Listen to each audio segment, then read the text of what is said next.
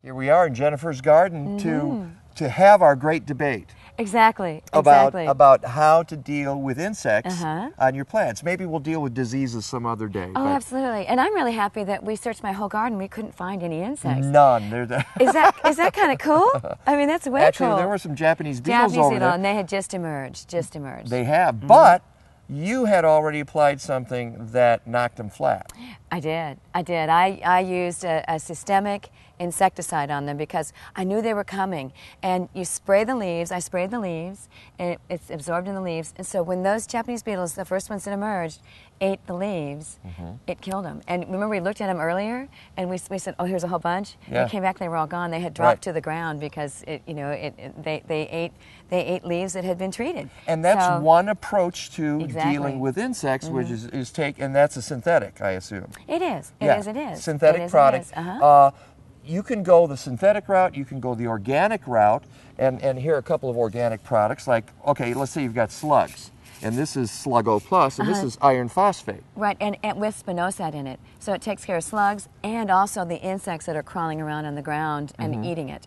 And the spinosad is that wonderful protein that kills insects only. Right, and that's also in the Bonide product, Captain Jack's Dead Bug Brew.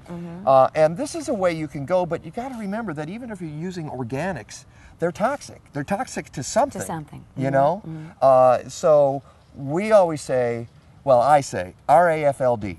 Read and follow label directions. Oh, well, I say that too. I mean, you really you have to do that. And even if you used the product last week, reread the label the next week you're using it, just to make sure you're doing it correctly. That's great advice. Right, exactly. And there are other considerations, though, too. You can go without any product and do cultural elimination of insects. And some of the ways you do that is, for instance, with the Japanese beetles, if you come out early in the morning, you take them off the plant with your hands or knock them into a bucket of soapy water, because early in the morning they're sluggish and they don't fly particularly well. When things warm up, they get all active and they can get away from you.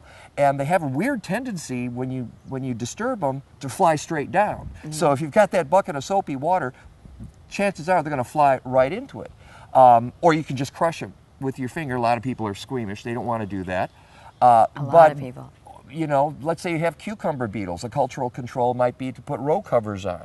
That, or another great thing for like the cucumber beetles or the squash vine borers, you mulch over the stems with bark mulch, and then the female can't get to the stems to lay the egg, and it keeps them protected, and they don't get the problem. And another thing for squash vine borer is plant later in the season. Exactly. So and some people use the 4th of July in the Chicago area as that, because if you understand the insect's life cycle, you know when they're going to lay the egg that is going to come and invade your plant. So if you get past that cycle, you can plant your cucurbits at that point, and they, to some extent, will be undisturbed, at least by the squash vine borer. And this is all what they call integrated pest management. IPM.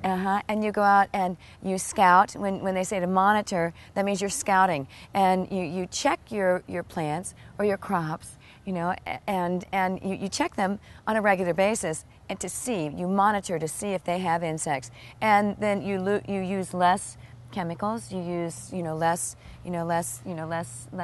energy. And so you have options. You can go all the way to the synthetic route. If that's the way you want to go, you can go to the organic route, or you can go to cultural controls. It's up to you what you're comfortable with and how much time you have. Exactly. There's one other thing I would say, and is that, and it's, I always say this is the ultimate control.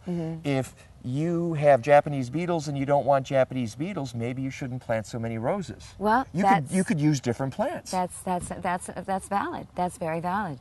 The key is to do the research, know what your options are, and realize that you have choices. And whichever choice is the best for you and your garden is okay. There's no judgment on this at all, and you can make the right decision to protect your plants. See, now, Chem Lady and Mr. Natural duked it out, and we're still friends, right? Exactly. All right. And coming up next, Melissa Schwenk doing a refreshing recipe.